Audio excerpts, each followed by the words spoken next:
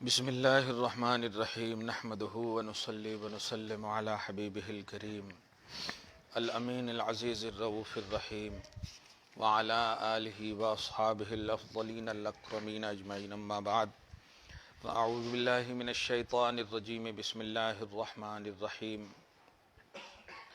قل من يرزقكم من السماوات والارض قل اللہ وَإِنَّا أَوْ إِيَّاكُمْ لَعَلَىٰ هُدًى أَوْ فِي ضَلَالٍ مُّبِينٍ صدق اللہ العظیم۔ الصلاۃ والسلام علیک وعلی آلک واصحابک واہل بیتک یا رسول اللہ صلی اللہ تعالی علیہ وسلم۔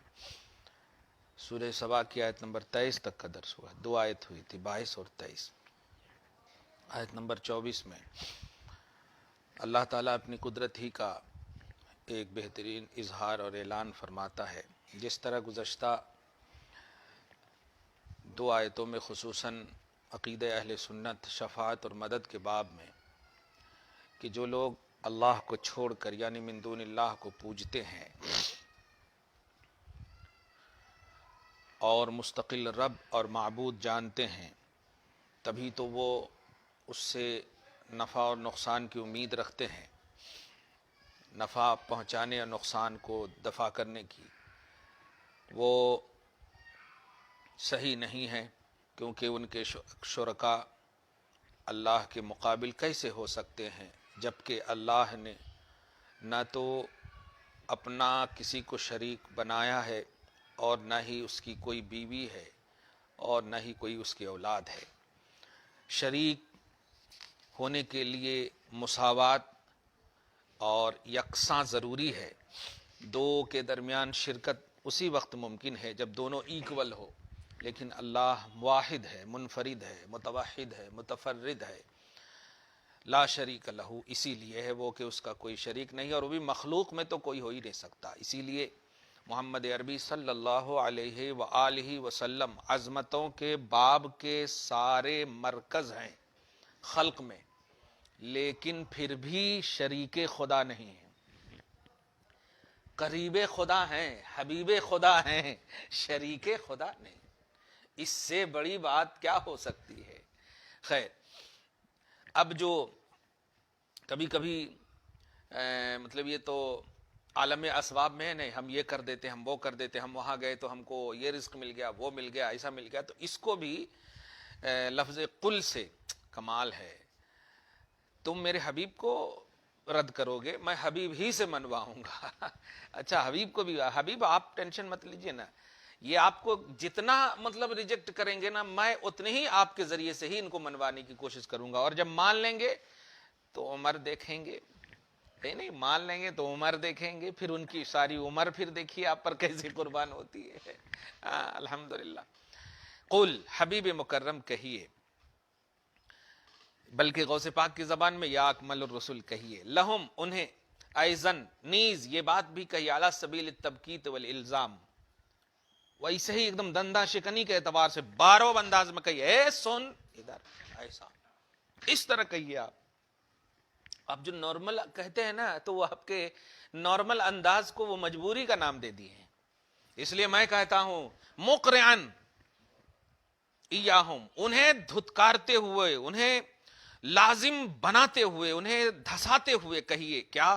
من یرزقکم من السماوات والارض، اے عالم اسباب میں جینے والو، بتاؤ آسمان و زمین میں سے کوئی بھی ایسا ہے؟ بھائی یوں کہو، اچھا ایک بڑی اہم بات دیکھیے گا، سماوات کو عالم اسباب کہہ رہے ہیں، غوث پاک کی ایک نئی دیکھیے، اور زمین کو عالم مسببات کہہ رہے ہیں۔ ارے باپ رے باپ، زمین کو عالم مسببات اور آسمان کو عالم اسباب، مطلب اسباب وہاں بنتے ہیں، اور وہ اسباب جب ظاہر ہوتے ہیں جس پر اس کو مسبب کہتے ہیں، اور ظاہر ہونے کی جگہ زمین ہے۔ آج تک ہم عالم اسباب سمجھتے تھے اس کو، لیکن آج ایک دم نیا عنوان ملا غوث پاک کی زبان سے، اور صحیح بھی ہے۔ عالم اسباب آسمان ہے اور عالم مسببات زمین ہے، اور اللہ خالق اسباب بھی ہے اور اللہ خالق مسببات بھی ہے۔ اللہ مسبب ہے، اللہ مسبب ہے، اسباب پیدا فرمانے والا، سبحان اللہ۔ تو غوث کہتے ہیں کہ عالم اسباب میں یعنی آسمان اور عالم مسببات میں کوئی یا کون ہے جو تمہیں رزق دیتا ہے؟ کون ہے جو تمہیں رزق دیتا ہے؟ فَيَبْحَثُونَ عَنْ سُؤَالِكَ، میرے حبیب جب آپ یہ پوچھو گے نا تو ان کی کمر ٹوٹ جائے گی۔ یہ غوث پاک کے ترجمے میں کر رہا ہوں میں۔ مبہوت ہو جائیں گے کا مطلب کیا ہوا؟ ان کے آپ کے اس پوچھنے سے کمر ٹوٹ جائے گی، جواب ہی نہیں دے پائیں گے۔ آپ سے میں سوال کروا رہا ہوں اور آپ ہی کی زبان سے جواب دلواؤں گا ان کو۔ کیا؟ قل یا اکمل رسول بعدما بہتو، اے اکمل رسول بعد اس کے کہ آپ کے سوال سے ان کی کمر ٹوٹ گئی، آپ خود کہہ دیجئے کہ اس سوال کا جواب میں خود دیتا ہوں، اللہ۔ قل اللہ، آپ کہہ دیجئے کہ وہ صرف اور صرف عالم اسباب ہو یا عالم مسببات ہو، سب میں رزق دینے والا صرف اللہ ہے۔ واہ واہ۔ اب اللہ کی تفسیر میں دو لائن، اذ هو متعین للجواب وان سکتوا عنہ وتلعثموا مخالفت الالزام۔ اچھا، اس لیے کہ جواب کے لیے وہی متعین ہے، جواب کے لیے وہی متعین مطلب اللہ ہی ہے۔ وَإِن سَكَتُوا عَنْهُ وَتَلْعَثَمُوا مُخَالَفَةَ الْإِلْزَامِ، اور اگرچہ یہ خاموش ہو جائیں آپ کے جواب سے اور الزام کے خوف سے، أَزْمَرُوا فِي قُلُوبِهِمْ هَذَا، میں اعلان کرتا ہوں میرے حبیب، جواب آپ کی زبان سے ضرور ہے اللہ، لیکن ان کے ضمیر سے پوچھیں گے تو ان کی ضمیر سے بھی یہی جواب نکلے گا کہ اللہ ہی ہے۔ کیا کہنا ہے؟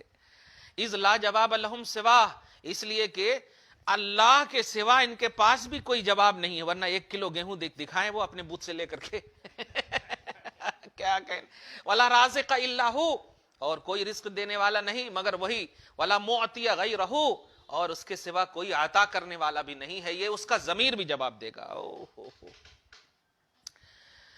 وبعد ما بہتوا وانحسروا واستول الحیر والقلق علیہم، میرے حبیب سنیے، اکمل رسول سنیے، بعد اس کے کہ جب وہ لوگ مبہوت ہو گئے اور ٹوٹ گئے، حیرت کی دنیا میں ایک دم سراپا حیرت بن گئے، قلق نے ان پر سایہ ڈال دیا، قلق بولے تکلیف، یہ سب غوث پاک کے جملے ہیں۔ قل لہم علی سبیل المجارات والمدارات، اچھا تو اب ان سے علی سبیل المجارات مطلب ایک ایکوالٹی، ایک رشتہ دار بن کر کے، ظاہری طور پر ایک رشتہ داری، اور مدارات بولے خاطر مدارات کے طور پر ان سے کہیے کیا کہ جب تم نے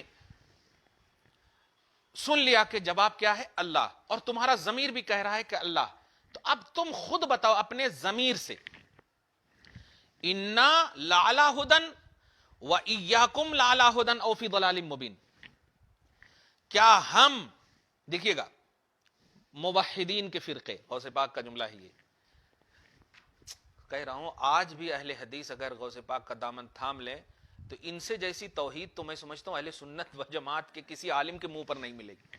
فرما رہے ہیں انا ای فرق الموحدین، یعنی ہم موحدین کے فرقے،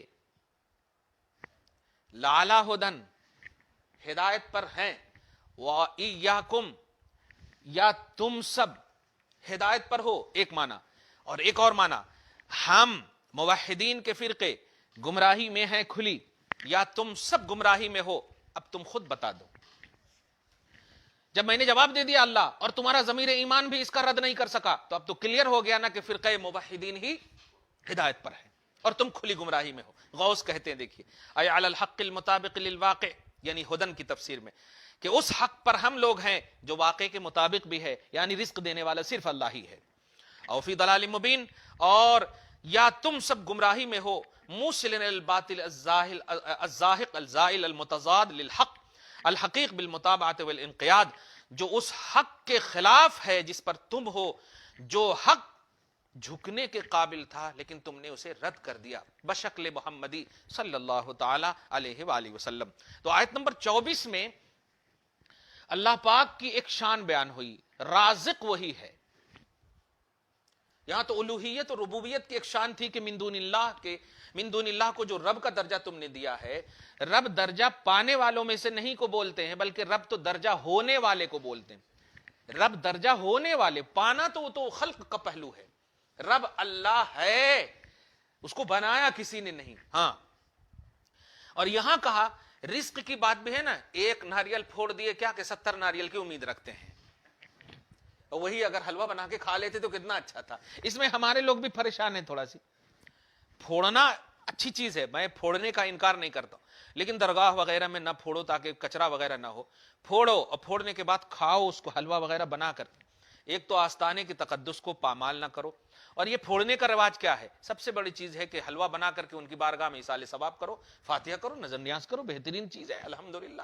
تو نظر عرفی کرو، لیکن اپنے لوگوں کو خاص طور سے ایسا نہ کرو تو بہتر ہے۔ اپنے گھر میں اس کا حلوہ بناؤ، اس کو بہترین سے بنا کر سجاؤ، میٹھا بنا کر فاتحہ کرو، خود کھاؤ الحمدللہ۔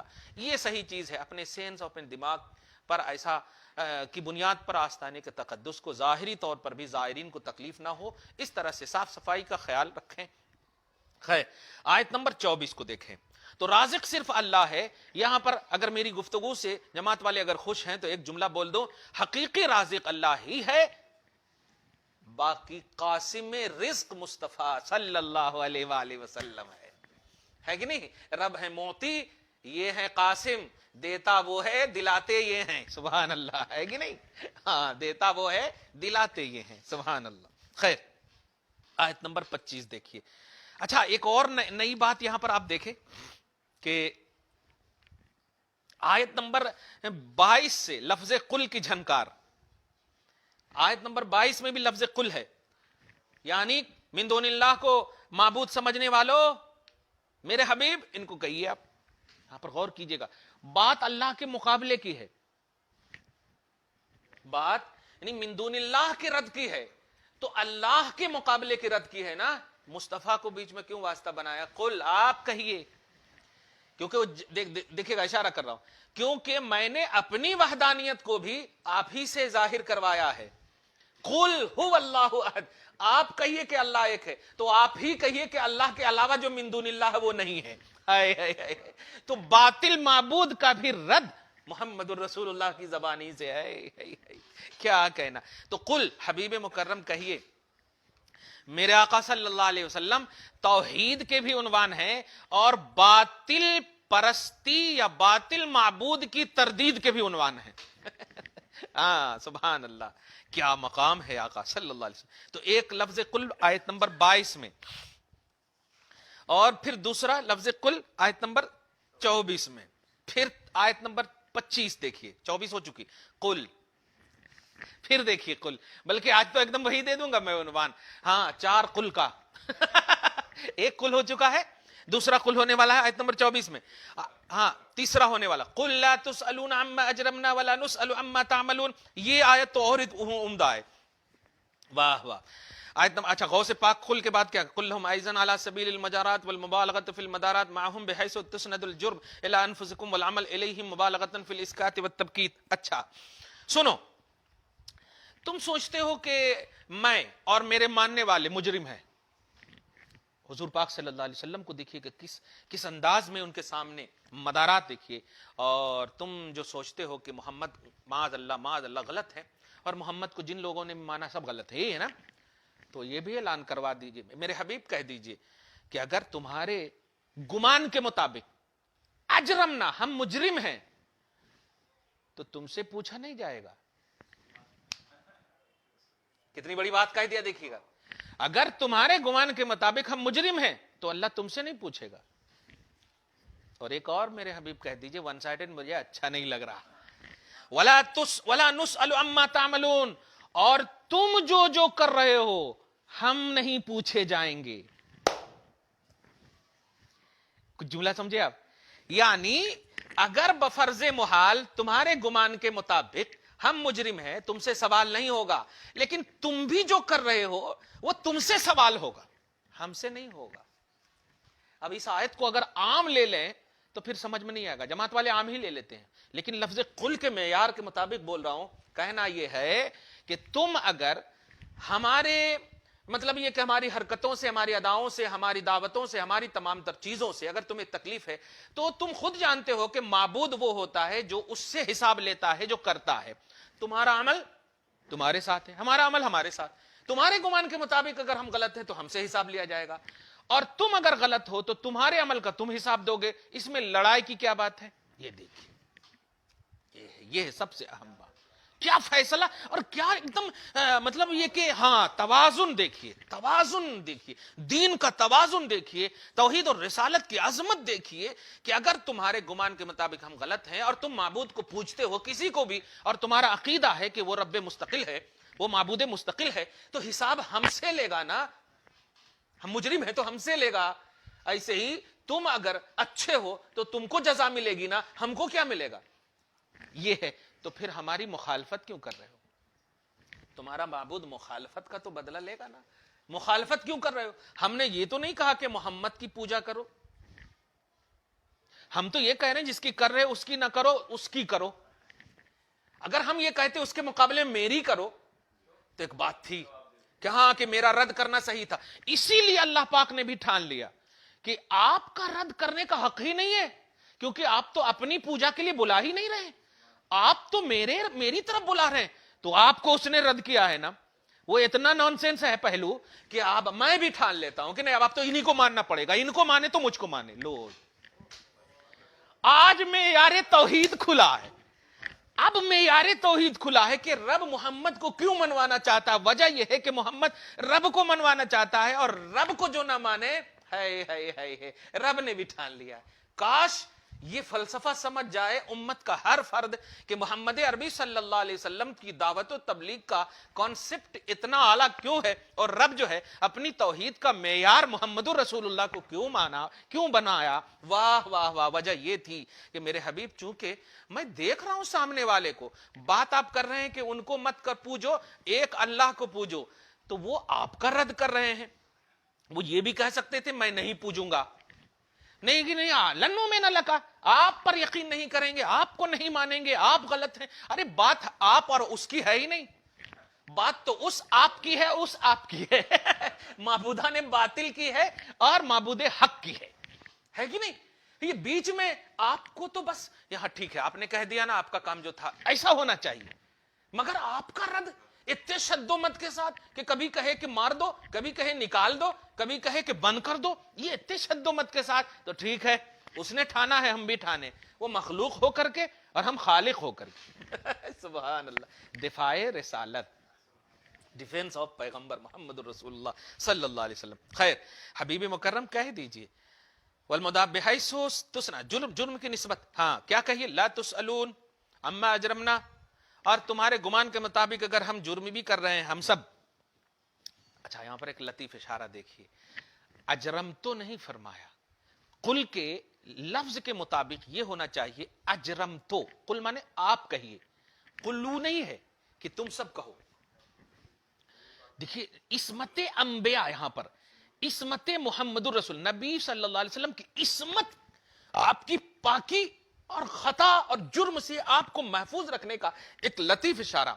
قل کے مطابق ہونا چاہیے تو، ایک دم پلورل کا سینٹینس. تو ایسے ہونا چاہیے کہ اگر اے میرے حبیب کہہ دیجئے میں نے جرم کیا تو تم سے نہیں پوچھا جائے گا، لیکن کہا آپ کہیے ہم نے جرم کیا، مطلب محمد رسول اللہ صلی اللہ علیہ وسلم کو جرم سے الگ کر کے فرمایا جا رہا ہے کہ ہمارے ماننے والے اگر مجرم بھی ہیں تم سے نہیں پوچھا جائے گا. لطیف عصمت انبیاء کا عقیدہ دیا میں نے یہاں پہ. عصمت انبیاء، نبی صلی اللہ علیہ وسلم کیسے معصوم ہے. دیکھیں اجرم نا، اجرم تو نہیں فرمایا. واہ واہ. ولا نسألو، اور ہم سب بھی نہیں پوچھے جائیں گے، اما تعملون، تمہاری کوتکوں کے متعلق، تمہارے یہ کوتکوں ٹھیک ہے جملہ، تمہارے کرتوتوں کے متعلق. بل کل منا ومنکم رہین مکتسبنا من العمل. سنو غوث کہتے بلکہ ہم میں سے اور تم میں سے ہر ایک جو ہے گروی ہے اپنے اعمال کے باب میں، جو کرے گا اس کو ملے گا. فعلیکم ما حملتم علینا ما حملنا، تم پر وہی لازم ہے جو جس کا تم بوجھ اٹھا رہے ہو، تم پر وہی ہوگا، اور ہم پر بھی وہی ہوگا جس کا ہم بوجھ اٹھا رہے ہیں. دیکھ لیں گے دیکھ لیں گے. ہاں ہاں. یہ ہوئی آیت نمبر 25 کا کل. کتنے کل ہو گئے؟ 3 ہو گئے تو 4 ٹھیک ہے، 4 قل. ہاں قل آیت نمبر 26.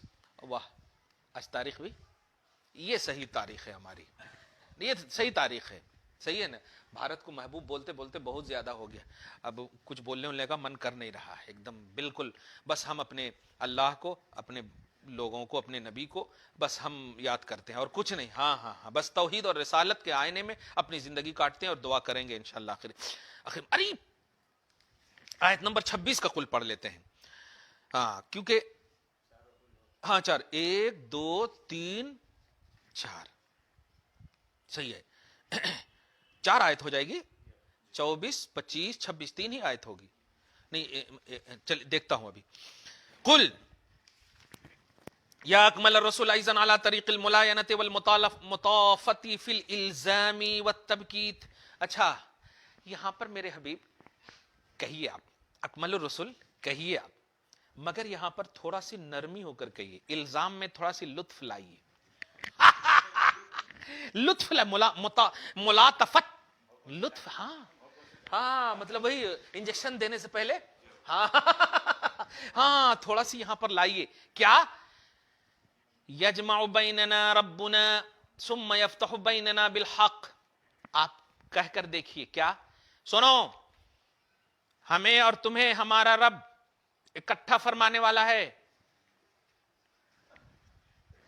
یہاں پر یہ نہیں کہا کہ تمہیں اکٹھا فرمانے والا ہے، ملائنت سمجھیے، لطف دیکھیے، لطف کی بات.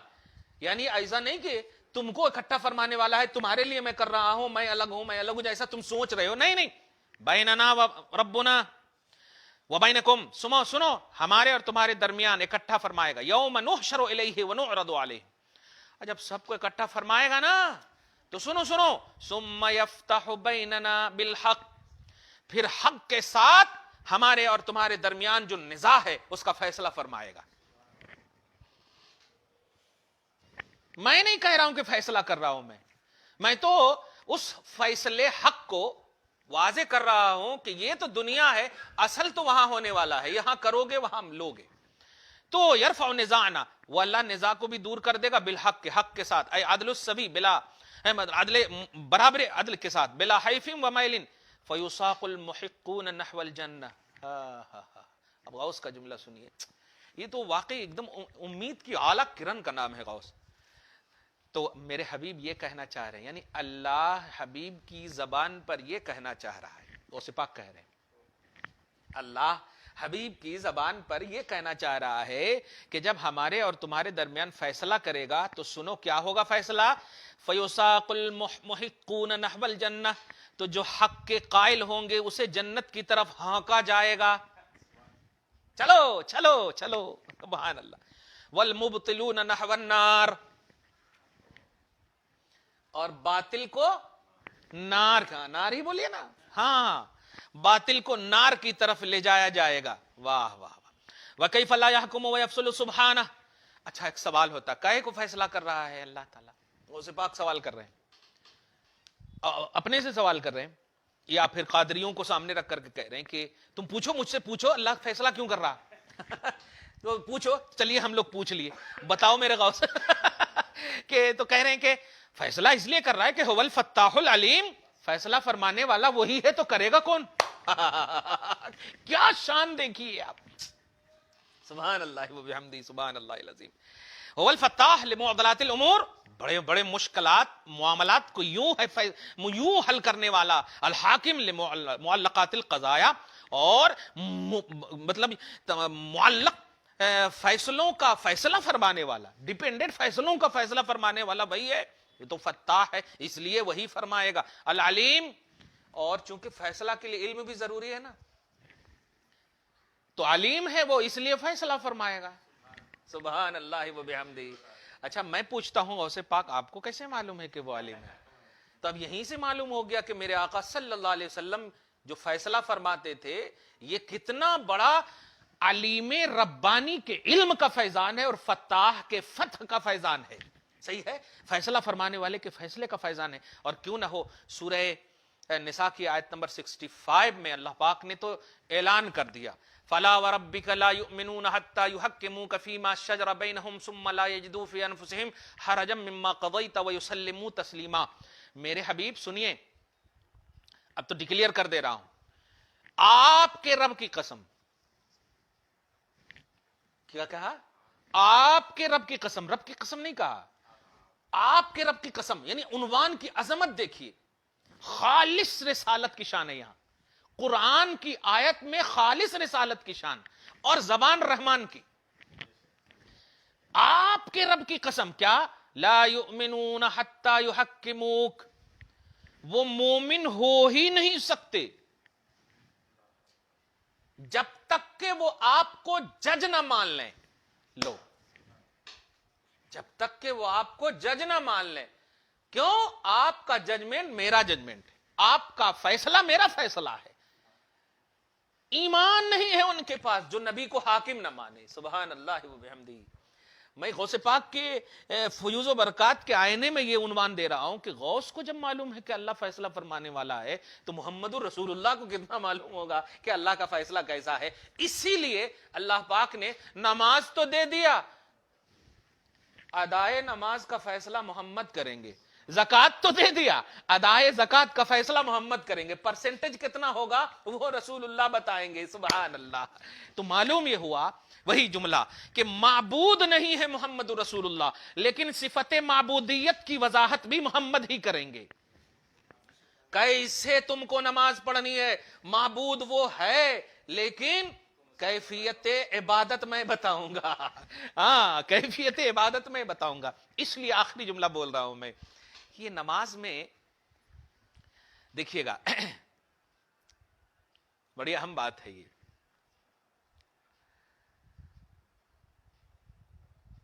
سبحان اللہ، جو بات اتنی اچھی ہے. اقامت کیوں کہی جاتی ہے بتائیے؟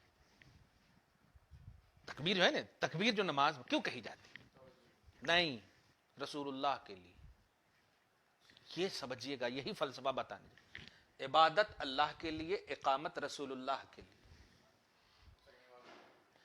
کیونکہ اگر اللہ کے لیے اقامت ہوتی تو تشہد میں کیوں بیٹھتے آپ؟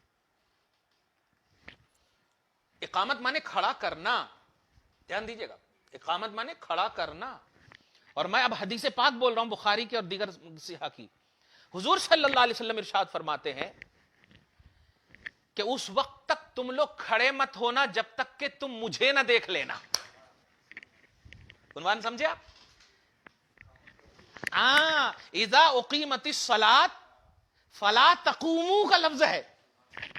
جب نماز کے لیے اقامت کہی جائے تو کھڑے اس وقت تک مت ہونا جب تک کہ تم مجھے نہ دیکھ لو. معلوم ہوا عبادت تو رب کی کرنے والے ہو، اقامت میرے لیے ہے. اقامت میرے لیے. تو جب اقامت کہی جائے تو مجھے دیکھو تب کھڑے ہونا. دیکھیے آپ، ہاں سبحان اللہ. فلسفہ کتنا خوبصورت سمجھ میں آیا. میں یہ جملہ صرف اس لیے بولا ہوں، معبود رب ہے لیکن کیفیت عبادت مصطفیٰ بتائیں گے. ہاں، مصطفیٰ بتائیں گے. تو نماز اور عبادت خدا کی ہے، اقامت مصطفیٰ جان رحمت صلی اللہ علیہ وسلم کے لیے ہے. اسی لیے نبی فرما رہے ہیں کیا کہ اس وقت تک کھڑے مت ہونا جب تک مجھے نہ دیکھ لینا. بتائیے، عبادت کرنا ہے، مجھے نہ دیکھ لینا. تو حضور کو دیکھے کھڑے ہو گئے. یہی تو سب سے بڑا قیام ہے محمد رسول اللہ صلی اللہ. اچھا، نماز کے وقت میں قیام کو رسول نے واجب قرار دیا. فرمایا کہ کھڑے نہ ہونا مطلب کھڑے ہونا اس وقت جب دیکھ لینا. سبحان اللہ وہ بحمدہ. جملے پہ غور کرے. قیام نماز کے وقت واجب قرار دیا. لا تقوموا کا عنوانی مفہوم یہی ہوگا کہ کھڑے ہونا لیکن مجھے دیکھنا تب، ورنہ کھڑے نہیں ہونا. اب بتائیے، جب اس وقت کھڑا ہونا ناجائز اور بدعت نہیں ہے تو یہ سلام اور صلات میں باپ کے لیے کھڑے ہوتے ہیں، اسی رسول کے لیے کھڑے ہونے کی بات ہے جو عبادتوں میں. اچھا، یہاں پر ایک اور اشارہ ہے. ابھی یہ نماز میں نہیں داخل ہوئے ہم. جماعت والے بولتے ہیں نا، ارے ہاں نماز میں تو پڑھ رہے ہیں نا السلام علیکم یا رسول اللہ، کافی ہے نا، نماز میں پڑھ رہے ہیں، نماز کے علاوہ پڑھنے کی کیا ضرورت ہے؟ اب یہاں پر ایک نیا نقطہ مل گیا کہ اقامت نماز سے خارج ہے. نماز میں داخل نہیں ہے.